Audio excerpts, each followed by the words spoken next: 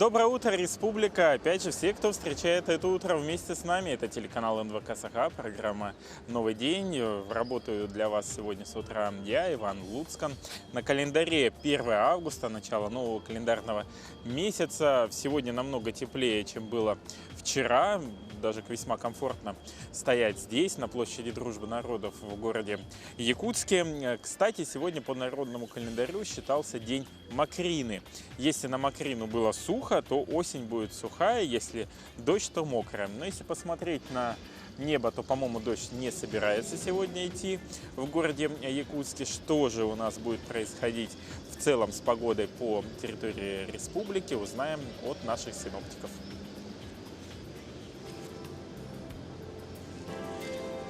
По данным Якутского управления по гидрометеорологии и мониторингу окружающей среды, в центральных улусах утром было плюс 13, плюс 14, днем плюс 16, плюс 18, в Заречье плюс 6, плюс 16 утром, днем плюс 20, плюс 24. На юге республики плюс 16, плюс 17 градусов, днем плюс 24, плюс 26. В Вилюйских улусах плюс 11, плюс 14, днем плюс 18, плюс 21. В Нижнеюленских улусах плюс 11, плюс 14, днем плюс 14, плюс 18. На западе плюс 13, плюс 16, днем плюс 19, плюс 25. В Колымо-Индигирских улусах плюс 4, плюс 8, днем плюс 5, плюс 11. В Янских улусах плюс 5, плюс 10 утром, днем плюс 6, плюс 14. На северо-западе от плюс 5 до плюс 12, днем плюс 6, плюс 16. В Якутске в 6 утра температура воздуха была плюс 10 градусов, атмосферное давление 748 миллиметров ртутного столба. Ветер северо-восточный дует со скоростью 2,7 метров в секунду. Днем же ожидается плюс 21, плюс 23 градуса.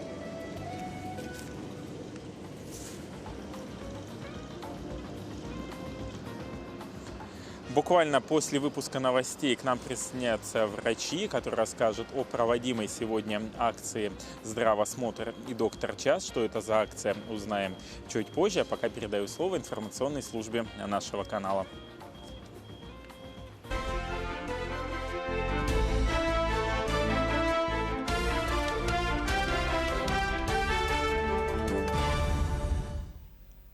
В эфире новости, в студии работает Ольга Башук. Здравствуйте.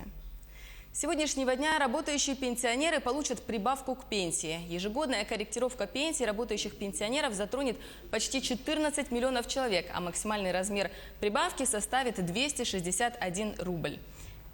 Отмечается, что на эти цели в бюджете Пенсионного фонда России предусмотрено более 10,5 миллиардов рублей. Кроме того, с сегодняшнего дня увеличится размер выплат из пенсионных накоплений, накопительной пенсии, срочной пенсионной выплаты и единовременной выплаты. Перерасчет связан с результатами инвестирования средств управляющими компаниями и затронет порядка 500 000 пенсионеров. Жители Бурятии и Забайкальского края с 1 августа этого года получат право на бесплатную землю по программе «Дальневосточный гектар». В силу вступают поправки в закон о дальневосточном гектаре. Также отмечается, что с 1 февраля 2020 года получить землю в новых регионах, вошедших в программу, смогут уже все жители Дальнего Востока. Кроме того, с 1 августа 2020 года обзавестись бесплатным гектаром в Бурятии и Забайкалье смогут жители других регионов страны. Предприниматели Якутии смогут получить бесплатные услуги в центре «Мой бизнес». В их числе разработка бизнес-плана, техника экономического обоснования, размещение рекламного баннера и создание видеороликов. Заявки на бесплатные услуги для предпринимателей республики, работающих в сфере производства и услуг, принимаются с 1 по 30 августа этого года. Организаторы отмечают, что заявку могут подать субъекты малого и среднего предпринимательства, зарегистрированные и осуществляющие свою деятельность на территории Якутии. В Ленске производятся частые отключения электроэнергии. Регулярно появляются сообщения об обесточивании того или иного участка города с указанием времени. Большинство жителей знают, что такие меры принимаются в связи с производством работ на объектах и понимают их необходимость. Обосновано это прежде всего тем, что лето – лучшая пора для ремонтных работ. Энергетики стараются выполнить замену опор и линий как можно скорее, чтобы не оставить без тепла и света людей в холодное время. Отключение связано в связи с проведением ремонтных работ. Замена опор невозможна без отключения линии электропередач. И также производится у нас замена провода голого на самонесущий изолированный провод во избежание дальнейших отключений при ветровых нагрузках. В данный момент производятся у нас работы капитального ремонта по линиям электропередач Ленского района. Полностью производим ремонты магистральных линий электропередач, это 6 киловольт, и также линии 0,4 киловольта. В данный момент у нас ячейка номер 30, это центр города. Мы производим работы в ночное время во избежание перерывов электроснабжения днем. Останки неизвестного животного на речке Тете в Сунтарском районе были найдены в 60-х. По следам геологов в этой местности тайны динозавров открывают ученые из Санкт-Петербургского института палеонтологии и ученики Харинской средней школы. В этом году уже третья по счету экспедиция «Динозавры вечной мерзлоты» завершилась. Раскопки оказались удачными. У нас это уже третья экспедиция на ТЭТ. И надо сказать, что каждый год преподносят свои сюрпризы. В первый год мы находили кости маленьких существ млекопитающих, даже описали новый род в честь деревни Хоро, назвали этого древнего зверя, который жил 130 миллионов лет назад, Хоротерий. Сейчас же мы обнаружили несколько костей динозавров. В основном это кости стегозавров. Это динозавры, которые имели пластины на спине и шипы на хвосте. То есть этот год успешный в плане обнаружения крупных костей. Тем временем ученые Имперского колледжа Лондона создали искусственные клетки для лечения рака. Они способны воспринимать факторы окружающей среды и выделять химические вещества в ответ на раздражители. Специалисты считают, что подобные разработки могут применяться в биотехнологии и медицине. Искусственные клетки подходят для распознавания биологических маркеров раковых опухолей и синтеза лекарственных веществ в организме. Кроме того, клетки могут обнаруживать тяжелые металлы в окружающей среде и выпускать вещества, связывающие и обезвреживающие загрязнители. Таковы были новости к этому часу. Оставайтесь с нами.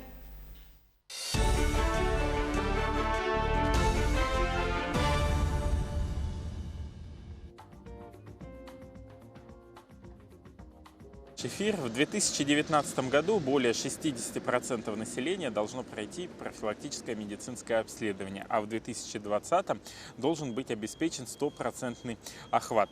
О том, как работают поликлинические учреждения в области профилактики, о том, каким образом проводятся различные акции и что необходимо для того, чтобы пройти профилактическое медицинское обследование, мы поговорим с гостями сегодня на площади Дружбы. Это заместитель главного врача по лечебной работе Государственного автономного учреждения медцентра города Якутска Ирина Николаевна Яковлева. Доброе утро. И специалист отделения профилактики этого же центра Ниргуяна Гольдерова. Доброе утро. Ирина Николаевна, первый вопрос вам. Все-таки, что изменилось в законодательстве за последнее время и почему сейчас так стало актуально прохождение профилактического медобследования? Значит, до начала этого года мы проходили медицинский осмотр обязательно один раз в 3 года по возрастным группам. 26 апреля нынешнего года вышел приказ Министерства здравоохранения под номером 124, который обязывает проходить медицинский осмотр всему населению, начиная с 18 лет и там до последнего, до 90 лет. Этот медосмотр не имеет никаких возрастных ограничений, как ранее того было.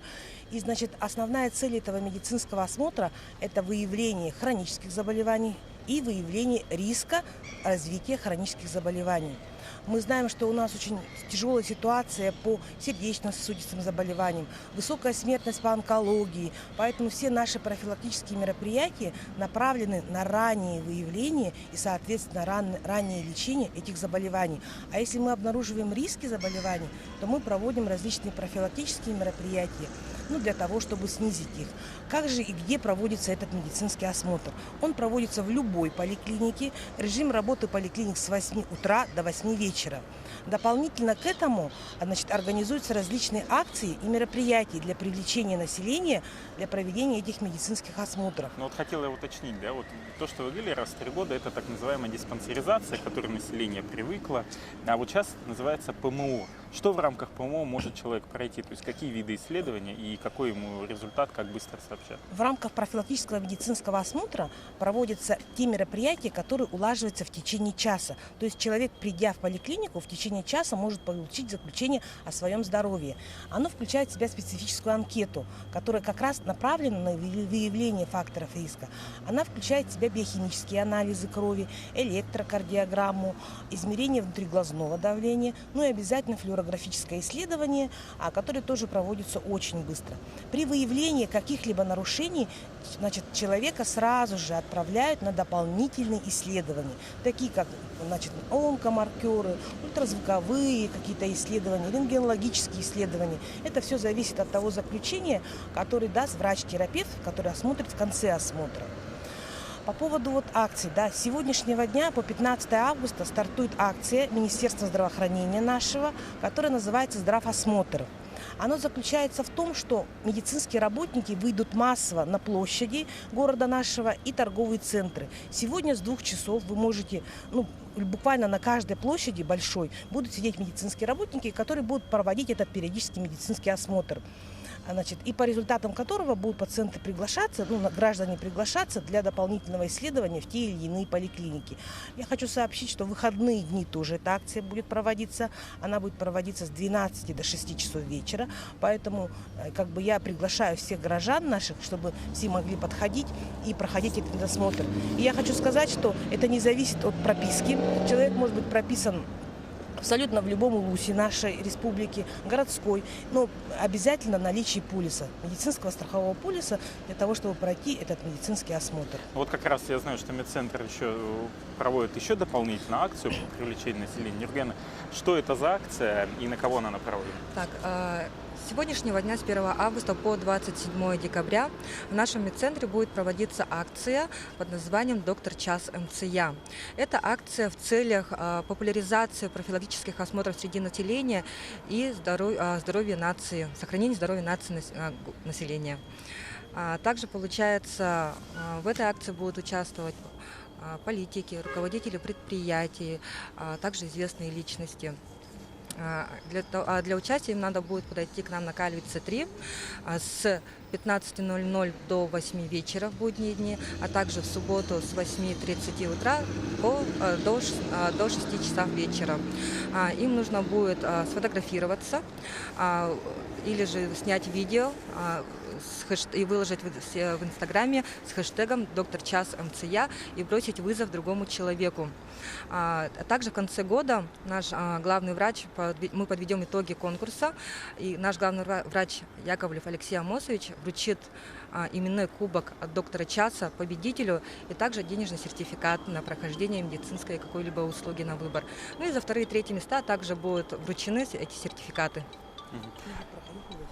Я хочу дополнить, что прежде чем выложить этот хэштег, этот человек, который обратился к нам, пройдет медицинский осмотр. Мы создали определенные условия, разделили потоки, и они не будут соприкасаться с теми пациентами, которые пришли, собственно, в поликлинику. Они будут проходить совсем по отдельному маршруту, там не будет очередей. Мы все условия уже сегодня создали, включая там оргтехнику, медицинское оборудование, медицинский персонал подготовили. Поэтому мы вчера провели пробные проходы, и мы думаем, что в течение 45 минут мы будем укладываться в медицинский осмотр одного человека. А вот почему люди не хотят проходить ПМО? К большому сожалению, у людей такой есть негатив, что в поликлинике нужно долго сидеть в очереди. Основная причина, конечно, это. Поэтому я еще раз говорю, мы создали все условия, чтобы очередей для прохождения именно этого осмотра не было. А вот кому бы вы посоветовали обратиться в первую очередь для прохождения ПМО?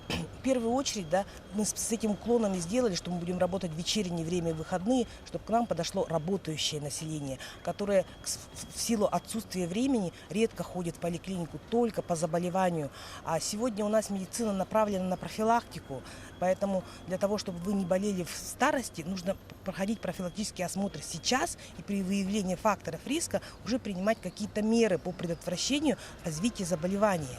Вот я иногда читал в социальных сетях, что люди говорят о том, что вот зачем смысл проходить, ничего там со мной не выявят и так далее. Вот из вашей личной практики, как у врача с большим стажем, как часто выявляется такая серьезная патология во время таких медосмотров? Порядка 30% из всех прошедших медосмотров выявляется какая-то патология, начиная с заболевания легких, потому что мы проводим ФЛГ. К нам приходят люди, да, которые не проходят ФЛГ 3, 4, 5 лет. Да.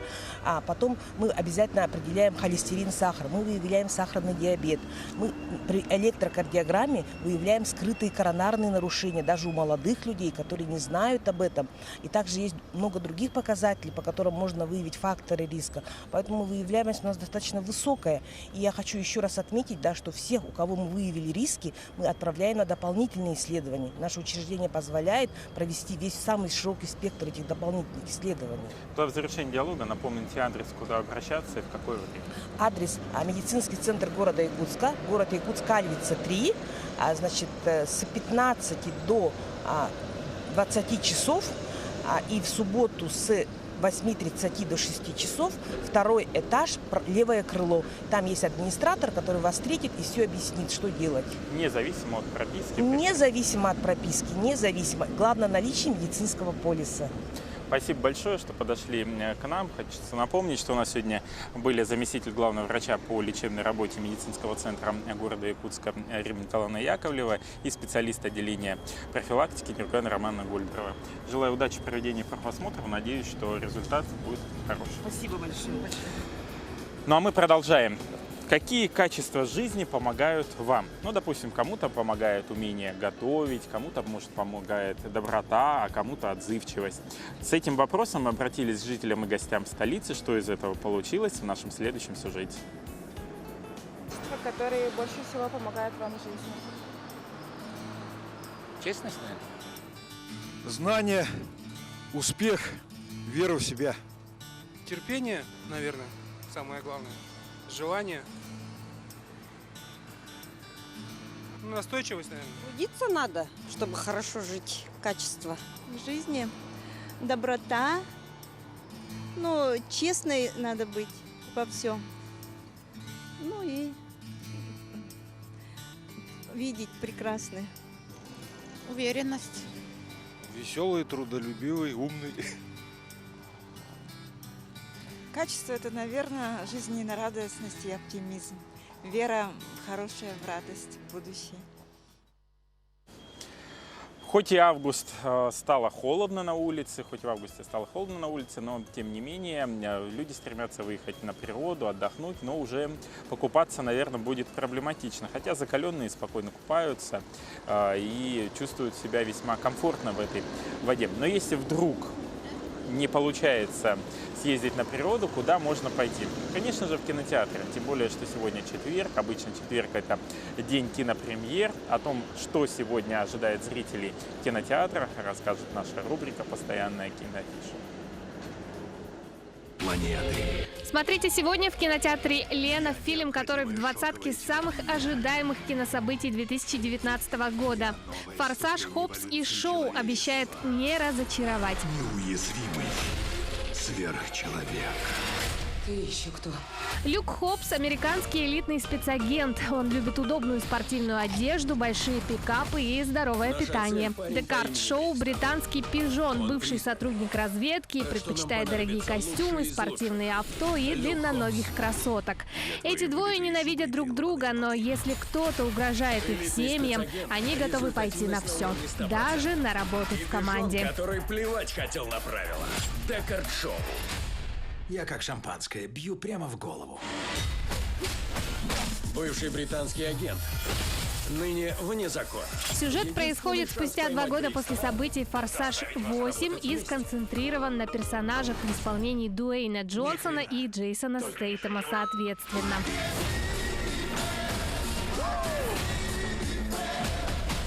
Напомним, что история самой крупной и прибыльной франшизы студии Universal, общемировые кассовые сборы всех частей составляют более $5 миллиардов, началась в 2001 году.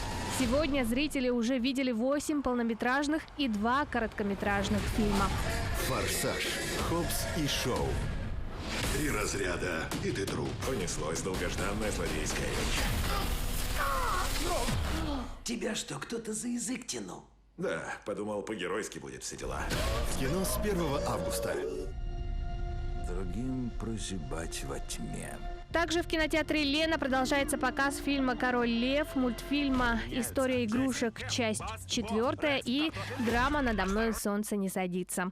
Бронируйте и приобретайте билеты заранее. Желаем вам отличного настроения и приятного просмотра.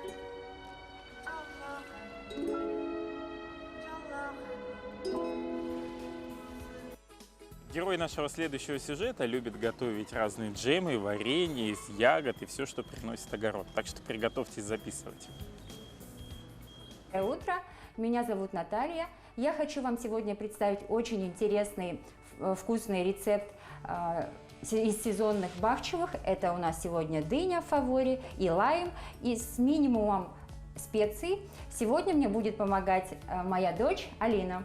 Доброе утро. Итак, для этого джема нам понадобится дыня средних размеров, приблизительно 2,5-3 килограмма, 2 лайма, нам потребуется и мякоть, и сок, и кожура.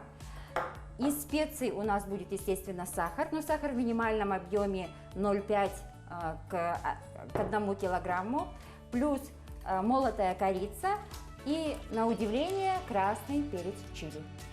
Далее, естественно, нам нужен будет загуститель. Сироп будет жидкий.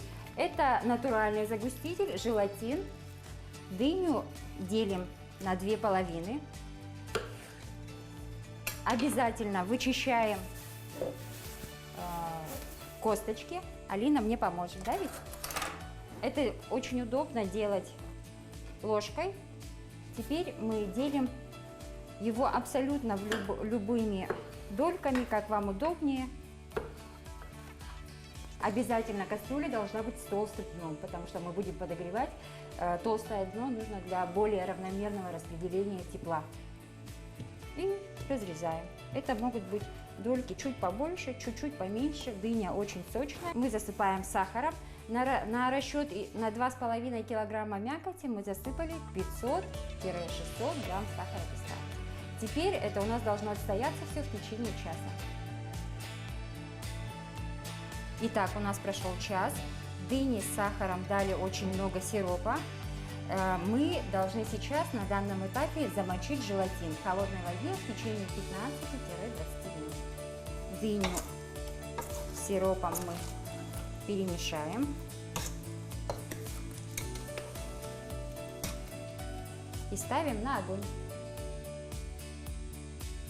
Обязательно при кипении будет образовываться пенка, которую обязательно нужно убирать.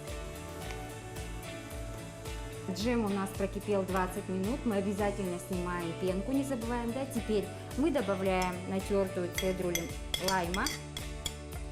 И есть такой очень секретный ингредиент, это красный перец чили на кончике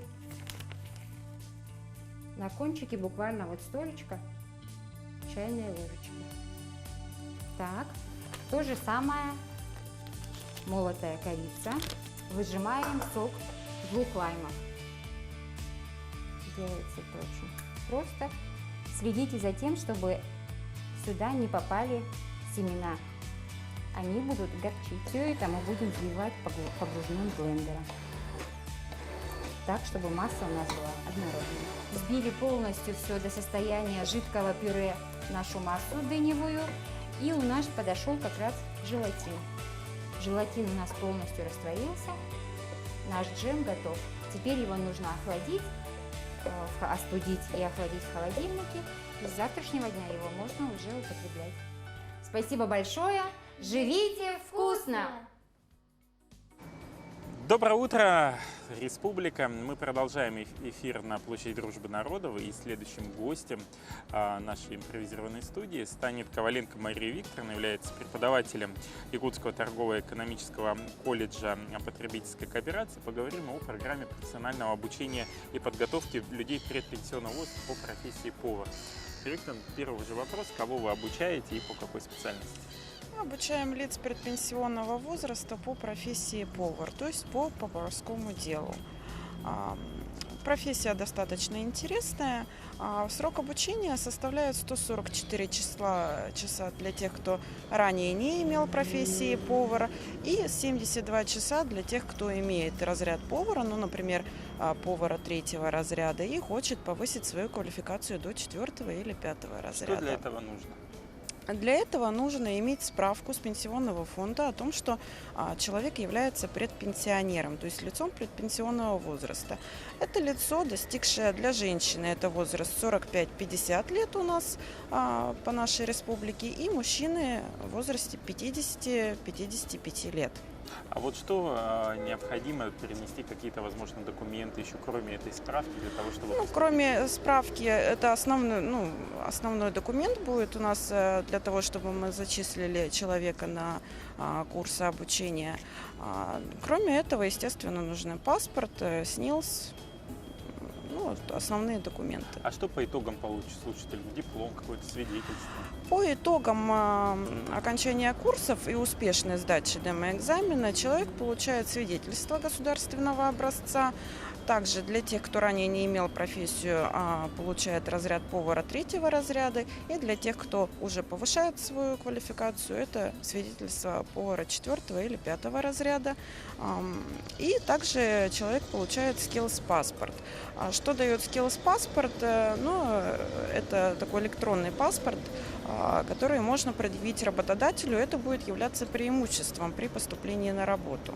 Трудоустроиться с этим дипломом он, так я понимаю, может? Вполне возможно, да, устроиться с этим. Было бы желание у человека, естественно. А сколько людей планируете обучить? Мы планируем обучить до 30 ноября 40 человек. То есть 16 человек мы планируем обучить по просто профессиональному обучению и 24 человека по дополнительному профессиональному обучению, то есть повышение квалификации. А куда обращаться? Обращаться по Ленина 50, проспект Ленина 50, на 1-й этаж.